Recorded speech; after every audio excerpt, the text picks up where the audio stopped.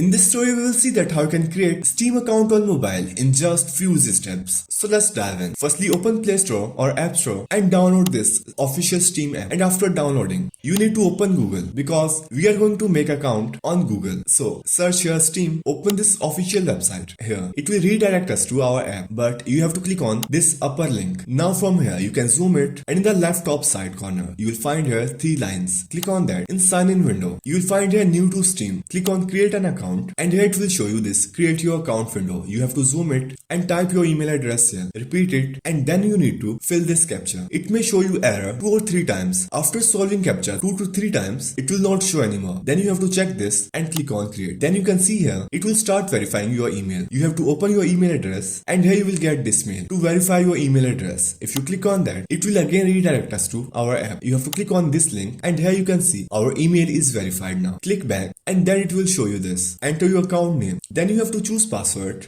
and simply click on done, and then it will start creating your Steam account. Here it is. Now we will open this Steam account in official mobile app. Open app and write your details here and click on sign in, and that's it. So that's how you can create a Steam account on mobile in just few easy steps.